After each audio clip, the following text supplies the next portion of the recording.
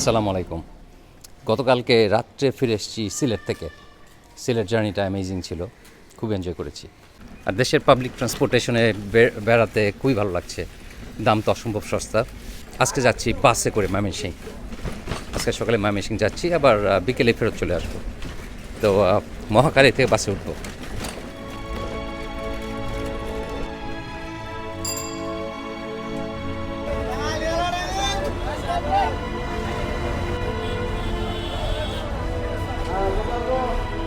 আমরা ময়মনসিংহের বাসে উঠেছি আর এখনই ছেড়ে দেবে।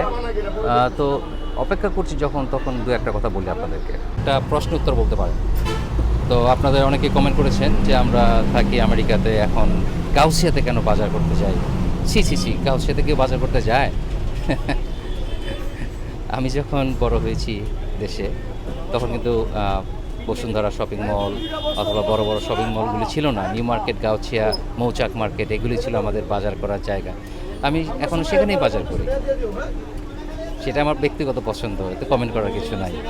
তারপর অনেকে বলেছেন যে আমি বাসে কেন যাতায়াত করি, সিএনজিতে কেন, রিক্সায় কেন, কেন প্রাইভেট গাড়িতে আসা যাওয়া করি না। তার উত্তরে হলো, আমি পৃথিবীর যে দেশে যাই, যখন বেড়াতে যাই, আমি সাধারণত লোকাল ট্রান্সপোর্টেশন, পাবলিক ট্রান্সপোর্টেশন ব্যবহার করি। এবং তাতে লাভ হলো, আপনি সত্যিকার একটা দেশকে যদি জানতে চান, তার জনগণকে, তার মানুষকে যদি বুঝতে চান, আপনার তাদের সাথে আপনার মিশতে হবে। আর আপনি যদি সারাক্ষণ এয়ার কন্ডিশন ঘরে বসে এয়ার কন্ডিশন 5 স্টার হোটেলে থাকেন এবং নামি দামি হোটেলে খান, তাহলে তো আপনি আসলে লোকাল লোকজনকে জানবেন না, চিনবেন না। সেটা করতে হলে আপনার লোকাল সাধারণ লোকজন যেখানে যায়, সেখানে যে আপনার চলতে হবে, থাকতে হবে, তাহলে আপনি সে দেশটা বুঝতে পারবেন। আরেকজনে কমেন্ট করেছেন যে উপদেশ দিয়ে, বিরাট লম্বা একটা কমেন্ট, যে আমি একজনের বাসায় যে কেন হঠাৎ করে তাদের ছবি তোলা শুরু করি, রান্নাঘরের ছবি, বাংলাদেশ এটা সবাই জানে, কেন আমি এগুলো দেখাচ্ছি।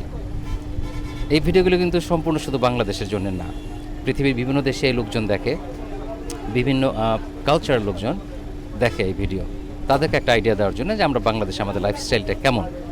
আর আপনি মনে হয় চিন্তা করতে ভুলে গেছেন যে আমার আগে থেকে পারমিশন নেওয়া থেকেও থাকতে পারে, কখনো অ্যাসিউম করতে হয় না, কারণ আপনি জানেন না আমি ছবি তোলার আগে কী করেছি।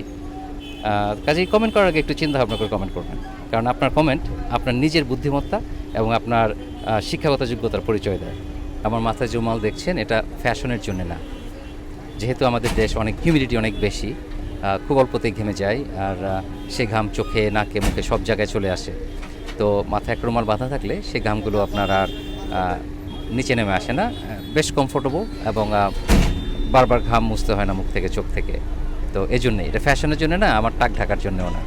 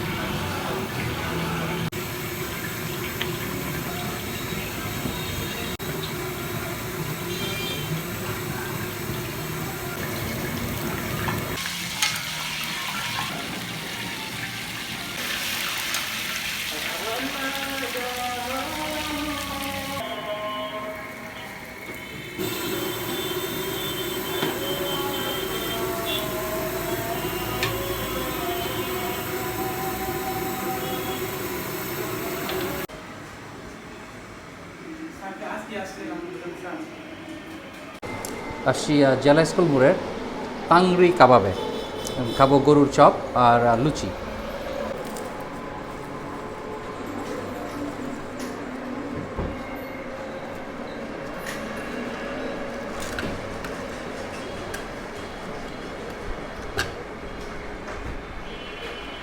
সালাদ ছাড়া শুধু ফ্রেশ কাবাব, আর এটা একটু খেয়ে দিই কীরকম।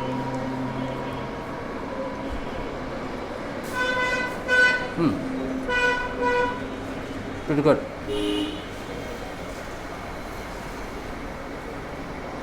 সরষের তেলের ফ্লেভার আছে।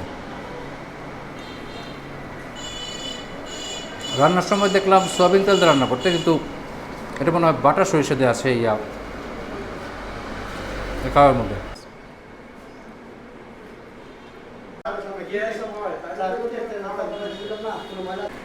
একটু সস দিয়ে খাই।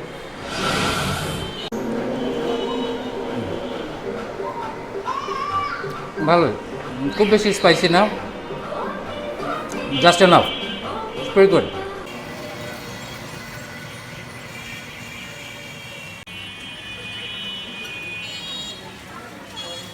একটা কাজে এসেছি ময়মনসিংহ, সকালে এসে আমি বিকালেই চলে যাব। তারপরেও ইচ্ছা হলো যে আপনাদের সাথে শেয়ার করি। আর এখন আমি যাচ্ছি ব্রহ্মপুত্র নদীর পাড়ে। অনেক অনেক বছর আগে এসেছিলাম ময়মনসিংহ, সেই ময়মনসিংহ শহর এখন নাই, অনেক বদলে গেছে। চলুন যাই।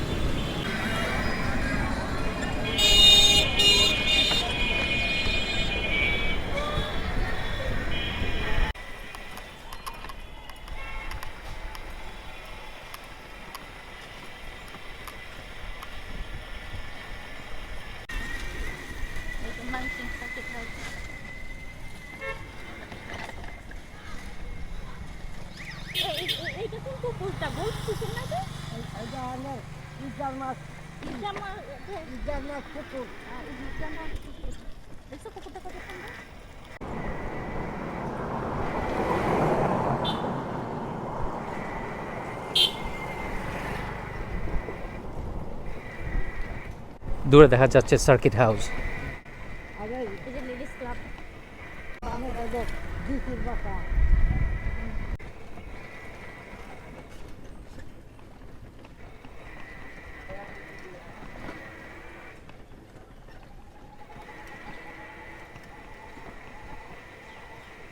এটা ডিসির বাসা, ডিসি হাউস ময়মনসিংহের। এটা কি পাখি?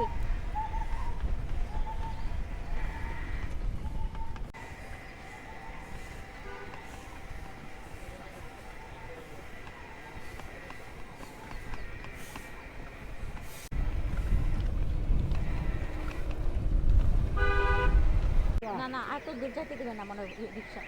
চাচা আমি রিক্সা ঘোরান, এখান দিয়ে যাইতে দেবে না। তাড়াতাড়ি যান।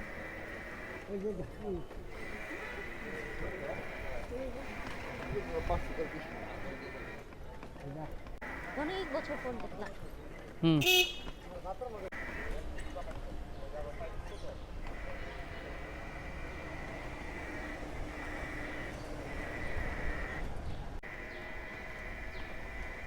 আমরা এসে গেছি ব্রহ্মপুত্রের পাড়ে।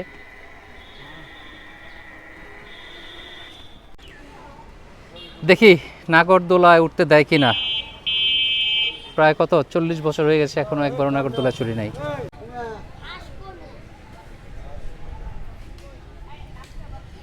ও মাই গড, জায়গাটা অসম্ভব সুন্দর একটা জায়গা, বিউটিফুল। ওয়াও ওয়াও, এত সুন্দর, এখানে না আসলে আসলে বোঝা যায় না যে এই জায়গাটা কত সুন্দর।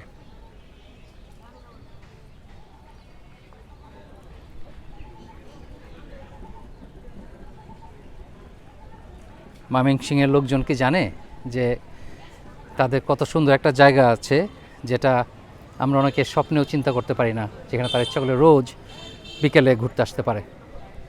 অ্যামেজিং সুন্দর একটা জায়গা। নাগরদোলার লোকটাকে রাজি করাতে পারলাম না, এখন দেখি নৌকায় চড়তে পারি কি না। নাগরদোলা লোক বলতেছে সে এখন টায়ার্ড, সে বিকেলের আগে চালাবে না। কি আর করা, দেখি নৌকায় কোথাও যাওয়া যায় নাকি একটু ঘুরতে। ওই গরু শহর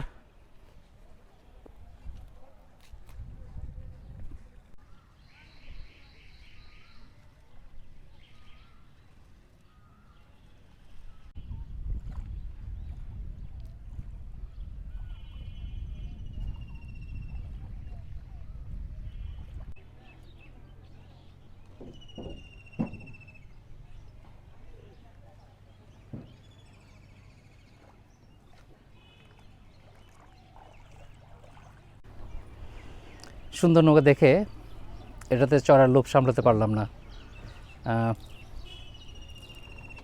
ব্রহ্মপুত্র নদী বলে কথা।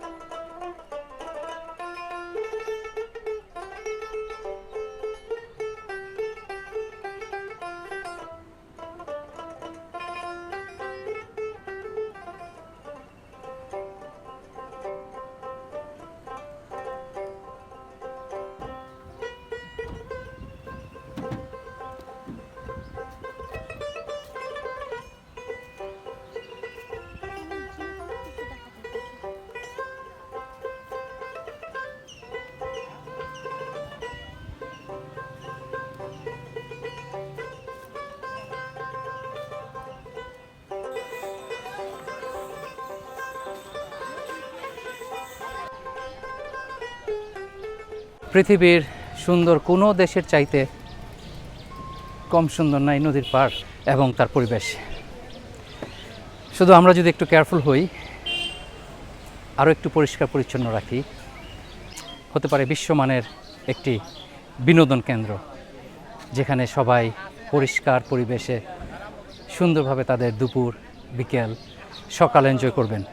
ময়মনসিংহে অনেক ফেমাস জায়গা আছে, তার মধ্যে হলো বিদ্যাময়ী স্কুল, জেলা school, Mymensingh medical college, hospital, কৃষি বিশ্ববিদ্যালয়। কিন্তু আজকে আসলে মাত্র একদিনের ট্রিপে আসছি, কয়েক ঘন্টার জন্যে, আমাদের সময় হবে না সব ঘুরে দেখার। কিন্তু আমার প্রিয় যে জায়গা নদীর পাড়, সেটা ঘোরা হলো, এটা অনেক।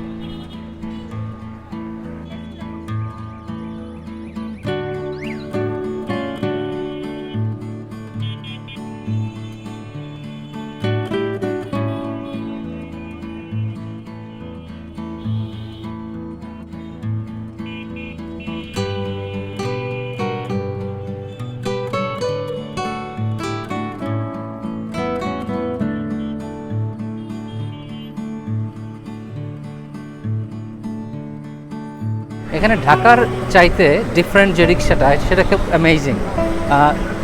এটা খুবই পছন্দ হয়েছে আমার এই রিক্সার ডিজাইনটা।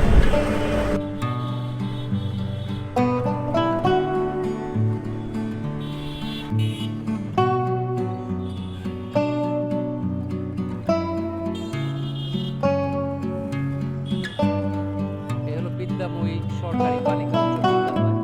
একবার ভেবেছিলাম এখানে আসা হবে না, তারপর আসলাম।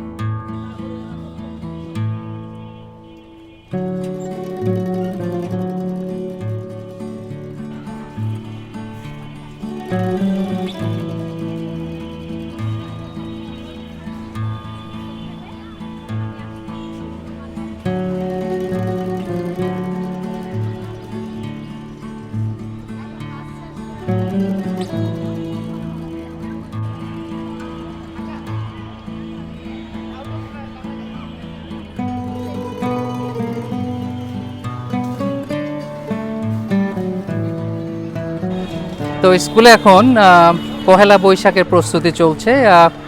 তারা দেখলাম খুব সুন্দর করে আলপনা এঁকেছে ফ্লোরে এবং বিভিন্ন জায়গায়, এবং সবাই খুবই ব্যস্ত আলপনা তোলায়, আলপনা আঁকায় অ্যাকচুয়ালি। খুবই সুন্দর করে আঁকছে তারা।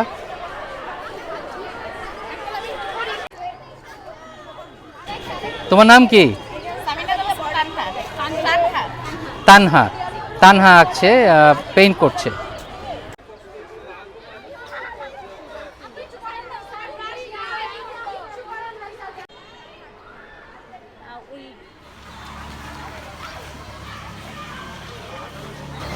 ময়মনসিংহ জেলা স্কুল।